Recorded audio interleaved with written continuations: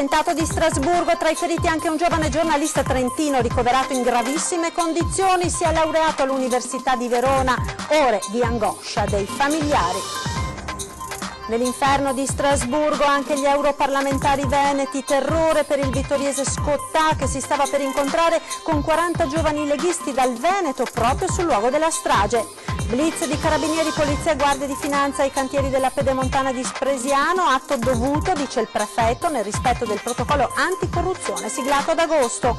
Approvata la finanziaria regionale per il prossimo anno che dovrebbe essere quello della sospirata autonomia, ma il vicegovernatore Forcolina avverte le risorse non arriveranno in tempi brevi. 8 giovanissimi sono stati denunciati dai carabinieri di Scorzè per avere danneggiato un bus della CTV, si sono giustificati dicendo che erano annoiati. Ed un altro gruppetto di 5 minorenni nei guai a Silea sono stati denunciati per i 2 incendi dolosi all'ex Cadeforti a fine ottobre. 2 hanno solo 13 anni.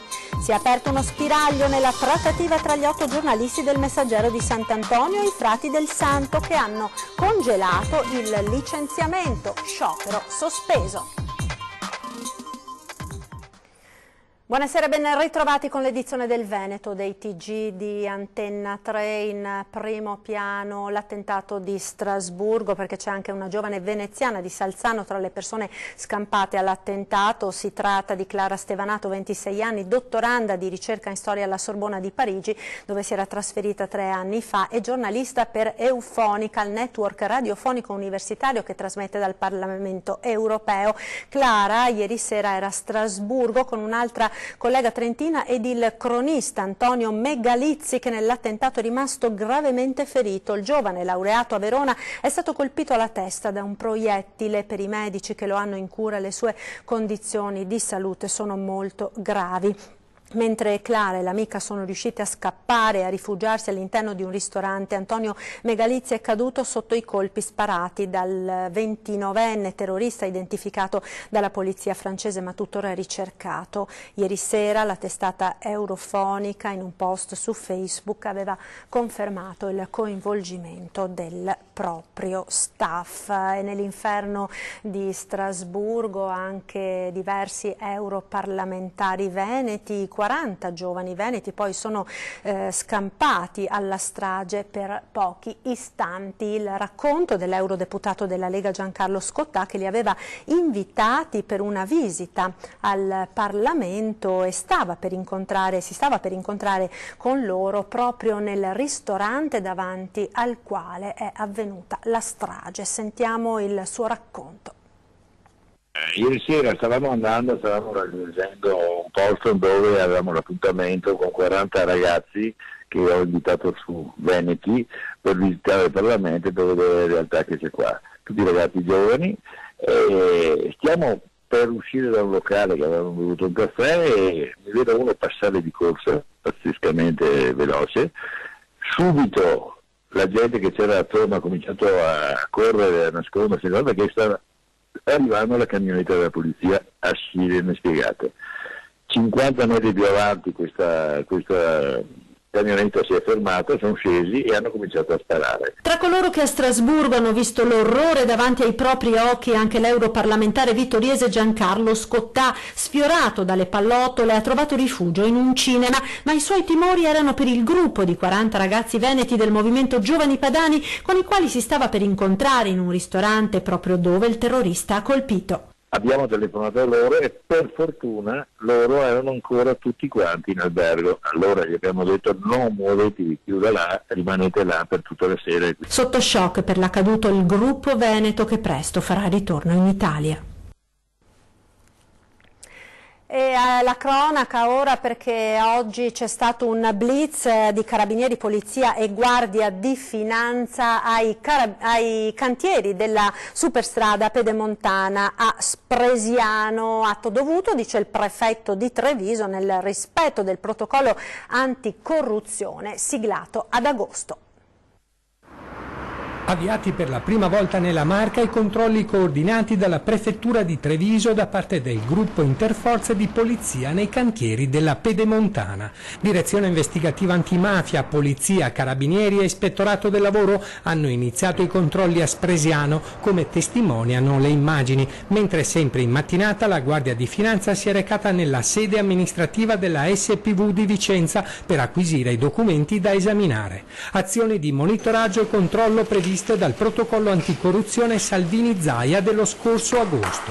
Un atto dovuto per visualizzare la situazione nei cantieri, acquisire i dati riguardo i contratti di lavoro e il rispetto delle norme. In questo ambito sono operativi presso le prefetture di Treviso e Vicenza 2 tavoli di regia per la valutazione delle eventuali problematiche che dovessero emergere. Si tratta di un'attività prevista dal codice antimafia, quindi doverosa, ovviamente quindi un'attività che si fa all'improvviso, si fa quindi in questo gruppo interforze, ecco perché questo dispiegamento di uomini che può aver fatto pensare a qualcosa di patologico, in realtà è una normale attività di accesso ai controlli. L'investimento totale per la realizzazione della tanto attesa Pedemontana nella nostra regione è pari a 2 miliardi 258 milioni, cifra già impiegata per oltre la metà, con un ritmo di produzione e lavori pari a 30 milioni di euro al mese. Al momento, secondo indiscrezioni, non sarebbero emerse anomalie, ma i risultati ufficiali dei controlli saranno consegnati al prefetto entro un mese. La Pedemontana, come sapete, è un'opera importante, è stato fatto anche un protocollo di legalità e quindi un'attività che è finalizzata a verificare che all'interno del cantiere tutto vada come deve andare. Approvata la finanziaria regionale per il prossimo anno, che dovrebbe essere quello della sospirata autonomia, ma il vicegovernatore Forcolin avverte le risorse in più per i veneti non arriveranno in tempi brevi. Sentiamo. Dopo 5 sedute fiume, il Consiglio regionale del Veneto ha concluso la maratona sul bilancio iniziata ai primi di dicembre, approvando la manovra finanziaria con 27 voti a favore, 12 contrari e 3 astenuti. Siamo soddisfatti per 3 motivi, dichiara il vicegovernatore e assessore al bilancio Gianluca Forcolin: l'aver approvato prima di Natale lo strumento di programmazione per il 2019, l'essere rimasti anche quest'anno l'unica regione a statuto ordinario a non applicare alcuna addizionale IRPEF e l'aver mantenuto tutti gli standard promessi dal programma elettorale di Luca Zaia. Dagli stanziamenti alle scuole materne paritarie con 31 milioni, ai forestali per garantire appunto l'efficienza degli strumenti soprattutto post-emergenziali di questi mesi, al sociale, alla famiglia, a molti fondi di rotazione e risorse che sono arrivati in capo all'economia con il collega Marcato per mettere appunto in moto anche qualche tipo di agevolazione alle nostre imprese. Dall'opposizione le critiche più dure arrivano dal Partito Democratico, il cui capogruppo Stefano Fracasso, nell'annunciare il voto contrario, accusa la maggioranza di non aver colto le necessità straordinarie dei territori colpiti dalla devastazione di fine ottobre. Interventi a favore della montagna sono stati previsti sia nella manovra di giunta sia negli emendamenti approvati, ribatte Forcolin. Quello che voleva il PD era una tassa dedicata. Abbiamo messo degli strumenti e delle risorse per quanto riguarda sia il rischio idraulico e quindi i 20 milioni di euro che il collega Bottacin avrà a disposizione, ma poi anche riferiti invece ad altri tipi di progetti e di lavori attraverso i consorzi di bonifica, i geni civili, quindi attraverso tutta la macchina operativa regionale. Quindi pensiamo che sia assolutamente fuori luogo oggi mettere un addizionale IRPEF, cioè mettere le mani in tasca ai cittadini, quando col governo stiamo interloquendo per avere delle importanti risorse nella legge di stabilità in fase di approvazione. Inevitabile lo sguardo al futuro col dossier sull'autonomia sul tavolo del premier Giuseppe Conte, ma pensare che le risorse in più arrivino in tempi brevissimi, puntualizza Forcolin, sarebbe un errore. Si partirà dalla spesa storica per poi arrivare gradualmente ai fabbisogni standard. Sarebbe incoerente dire oggi una falsità, dire che magari avremmo il bilancio 2019 ricco di ulteriori risorse, però noi pensiamo che ci sia già e possiamo avere un primo passaggio e un primo elemento, perché questo è l'iter che dovrà portare nel quinquennio quello che è previsto dal documento. Morto a 17 anni durante un intervento chirurgico all'ospedale di Padova, Daniele Zanon di Villafranca Padovana martedì mattina era ricoverato per un'operazione di rimozione dalla cassa toracica di 2 barre sottocutanee ausili con il quale aveva convissuto per circa 1 anno e mezzo per favorirne l'ampliamento e lo sviluppo. Cosa sia successo in sala operatoria lo stabilirà la magistratura alla quale si è già rivolta la famiglia di Daniele, che chiede giustizia. Sconvolti i compagni di classe dell'ENAIP dove il 17enne studiava meccanica. Ed 8 giovanissimi sono finiti nei guai per essersi resi protagonisti di atti di vandalismo contro un mezzo della CTV. I fatti risalgono allo scorso novembre a Scorzè e i carabinieri al termine delle indagini hanno denunciato dei minori 7 degli 8 studenti per il reato di danneggiamento, mentre un 13enne non imputabile per età è stato comunque segnalato all'autorità giudiziaria dei minori. I ragazzini, tutti di ottima famiglia, si erano ritrovati per passare il sabato sera vicino al parcheggio di via Soranzo a Scorzè. Dopo un po' annoiati per una serata che stentava a decollare, la decisione di organizzare un gioco eccitante quanto sciagurato, dare l'assalto all'autobus di linea che era regolarmente parcheggiato lontano da sguardi indiscreti. A turno, armati di bastoni e pietre trovati poco distante, i ragazzini hanno iniziato a spaccare vetri e specchietti, a danneggiare porte e arredi. Inoltre hanno ripreso la scena per mostrare agli amici e diffondere il video sui social. Le famiglie hanno già raggiunto un accordo con la CTV per rifondere i danni. Ed un gruppetto di minorenni è finito nei guai anche nel Trevigiano. Sarebbero infatti 5 ragazzini responsabili di 2 roghi alla ex Chiari e Forti di Silea. Sarebbero 5 ragazzini, 2 dei quali appena tredicenni, responsabili dei 2 principi di incendio che si sono verificati tra il 26 e il 30 ottobre scorsi all'ex Chiari e Forti di Silea. A individuarli dopo una breve indagine i carabinieri, che hanno denunciato a piede libero i 5 minori con l'accusa di incendio doloso in concorso. Oltre ai 2 tredicenni ci sono un 14enne, un 16enne e un 17enne, quest'ultimo nato e residente a Roma, mentre gli altri vivono tra Silea e Treviso. A fine ottobre, secondo i carabinieri, avrebbero appiccato il fuoco all'ex archivio dell'azienda in via Macello a Silea, da tempo dismesso, bruciando carta e materiale plastico. Il fumo, visibile fin dalla Treviso Mare, era stato notato da diversi automobilisti di passaggio. Sul posto erano intervenuti anche i vigili del fuoco. Di fatto sarebbe stata una ragazzata che ai 5 minorenni rischia però di costare cara. Ed un 12enne è stato aggredito sullo scuolabus da alcuni compagni di scuola. Il comune di Vigo d'Arzere ora minaccia i violenti, ora andranno a scuola a piedi. Sentiamo. Ancora un caso di bullismo, questa volta vittima un 12enne che frequenta le scuole medie di Vigo d'Arzere. È la zia del ragazzo a denunciare pubblicamente quello che è successo con un post su un social network. Secondo la ricostruzione della parente, lunedì scorso il nipote è stato picchiato con dei pugni in testa da un gruppo di ragazzi più grandi sullo scuolabus. Non era la prima volta che questi bulli prendevano di mira i compagni, ma mai avevano alzato le mani. La madre del 12enne si è presentata dai carabinieri ma non ha sporto denuncia, sperando di risolvere la questione direttamente con i compagni di scuola. Il comune, per voce dell'assessore all'istruzione Monica Cesaro, avverte: è un episodio intollerabile, dice. Ricordo che per regolamento chiunque si renda responsabile di atti di bullismo o non si comporti secondo le norme previste viene lasciato a piedi. Il vice sindaco Roberto Zanovello puntualizza che contro il bullo non ci sono ancora provvedimenti. C'è un regolamento del trasporto scolastico che prevede che laddove ci siano elementi, diciamo, da parte dei ragazzi che possono rompere qualcosa oppure che possono comportarsi, attesa una definizione, ovviamente l'individuazione del fatto, si può procedere eventualmente alla sospensione del trasporto. In questo momento qua il Comune non ha fatto niente, se lo farà attraverso la gestione dell'Unione del Medio Oriente, dopo che eventualmente la scuola avrà proceduto a individuare le forme e le modalità della sanzione dell'atto di bullismo. L'amministrazione di Vigo d'Arzere, sottolinea Zanovello, ha da molti anni attuato un percorso condiviso con scuola, giovani e famiglie. Dobbiamo far capire ai ragazzi che la diversità è una arricchimento e va rispettata, e quindi dobbiamo intervenire su tutti quei mezzi che possono condizionare queste forme di bullismo.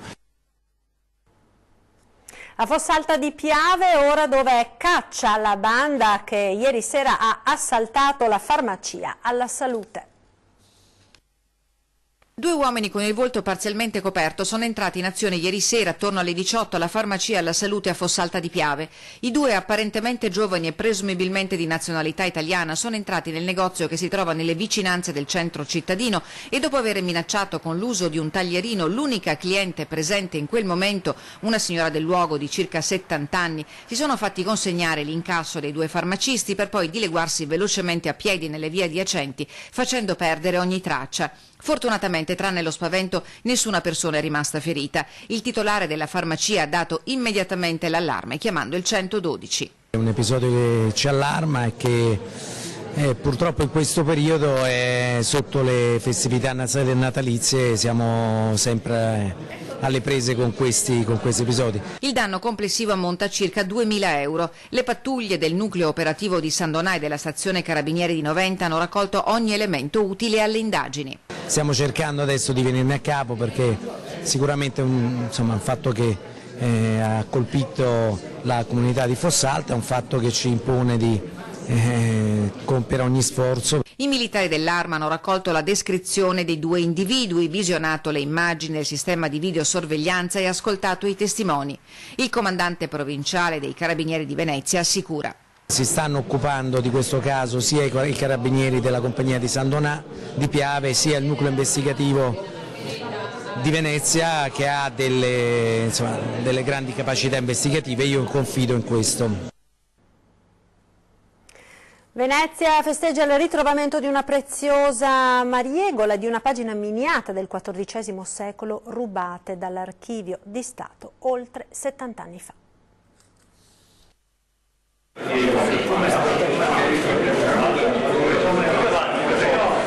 L'Archivio di Stato di Venezia festeggia il ritrovamento e la restituzione di 2 preziose mariegole, una incompleta, l'altra priva della carta iniziale, trafugate nel 1940 dalla Sala Diplomatica Regina Margherita, recuperate grazie a una minuziosa indagine coordinata dalla Procura di Venezia, svolta dai carabinieri del Nucleo Tutela Patrimonio Culturale del capoluogo lagunare. Le abbiamo ritrovate presso l'America, a Boston, presso una libreria statunitense, grazie alla sapiente attività della Procura di Venezia, che attraverso una rogatoria internazionale ci ha consentito, con l'Agenzia Federale Americana, l'Homeland Investigation Security, di recuperare appunto queste 2 inestimabili dal valore culturale e anche economico opere d'arte. C'era emozione e commozione all'Archivio di Stato nelle parole di Giovanna Giubbini. È la seconda restituzione importante e qui conserviamo la memoria della città, ha detto la direttrice, che in esclusiva ha mostrato il luogo in cui le opere preziose erano custodite e da dove vennero trafugate. Il furto durante la Seconda Guerra Mondiale, la denuncia soltanto 9 anni dopo. In Italia, così come Venezia, fu depredata anche di opere d'arte, e in quegli anni chiaramente noi non avevamo ancora la banca dati dei beni culturali illecitamente sottratti. Invece dall'89, grazie alla sapiente guida sempre del Ministero, siamo riusciti a fare questa banca dati, attraverso la quale, con il confronto delle immagini che ci hanno segnalato da Boston con quelle inserite in banca dati, siamo riusciti a confrontarle e senza ragionevole dubbio a riconoscerle come quelle rubate negli anni 40 all'Archivio di Stato. Lo stato di conservazione della mariegola di San Giovanni Evangelista è buono, mentre per la mariegola della Misericordia servirà un'opera di restauro per la quale si è impegnato personalmente il sindaco di Venezia Luigi Brugnaro, grazie al fondo cui viene devoluto il suo stipendio. Lo fa il comune, non è tanto il comune, no, tanto è il comune che sostituisce, invece di buttare via i soldi li investe. Risarcimento record da oltre 5 milioni di euro per la piccola Eleonora, nata all'ospedale di Rovigo ma originaria di Bergamo, con una invalidità al 100% a causa di un errore medico durante il parto. La sua storia era stata raccontata dalle Iene e la famiglia. Dopo l'intervento dell'Istituto di Vigilanza sulle Assicurazioni è ora riuscita ad ottenere il pagamento del risarcimento dopo mesi di attesa. Ci fermiamo per la pubblicità, tra poco.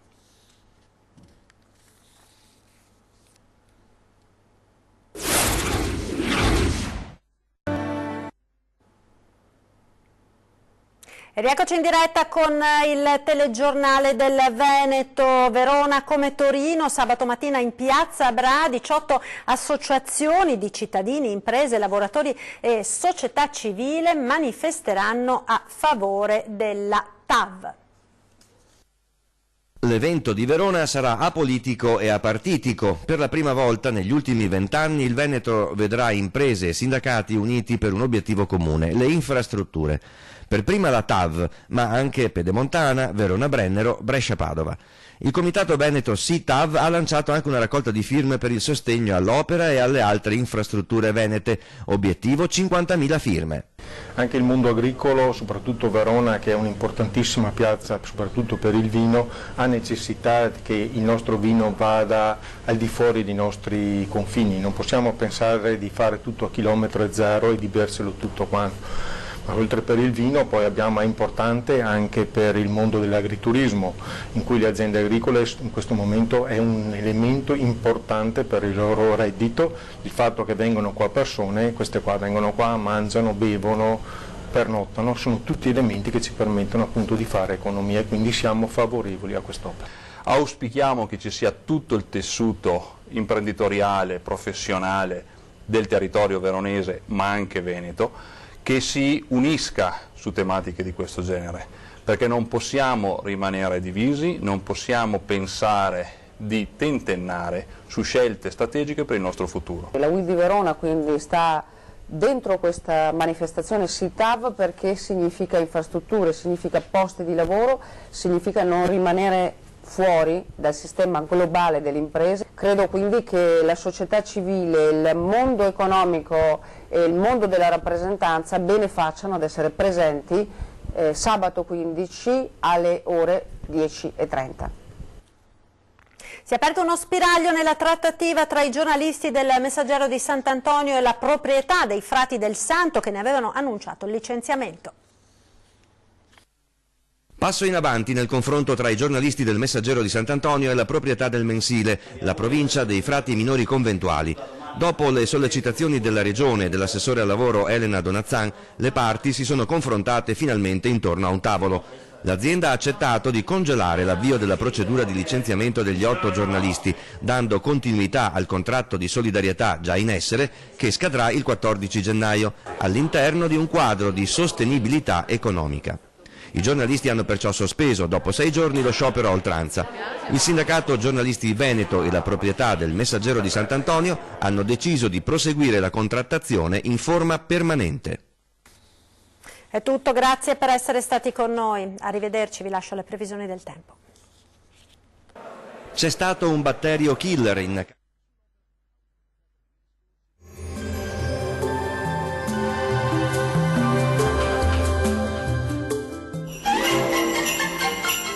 Fresco e Vario, i surgelati di prima qualità, vi augurano buone feste. Ben ritrovati al meteo. Il ciclone di Santa Lucia porta maltempo sulle nostre regioni, ma vediamo il dettaglio. Sul Veneto il tempo risulterà spiccatamente instabile su tutti i settori. Sin dal mattino e per tutto l'arco della giornata avremo infatti piogge piuttosto diffuse ovunque. Qualche pausa più soleggiata solamente sul veronese. Locali nevicate sui settori alpini anche a bassa quota. Temperature fredde e in calo, minime tra -2 e 0 gradi. Valori massimi compresi invece tra 1 e 4 gradi circa. Vediamo ora che tempo farà sul Friuli Venezia Giulia. Molto nuvoloso ma più asciutto al mattino, col passare delle ore deciso peggioramento un po' ovunque, con precipitazioni diffuse e localmente anche di moderata intensità e con pioggia mista a neve in pianura. Temperature in diminuzione con minime tra -1 e 0 gradi. Valori massimi oscillanti invece tra 3 e 4 gradi circa. Vediamo infine la situazione meteorologica del Trentino Alto Adige. Sarà instabile anche sulla nostra regione, con il cielo che risulterà molto nuvoloso e spesso coperto, con precipitazioni anche nevose sui settori meridionali, qualche pausa più asciutta invece sui settori di confine. Temperature minime tra -1 e 0 gradi. Valori massimi oscillanti invece tra 5 e 7 gradi. Dal meteo di Antenna 3 per ora è tutto. Arrivederci al prossimo aggiornamento.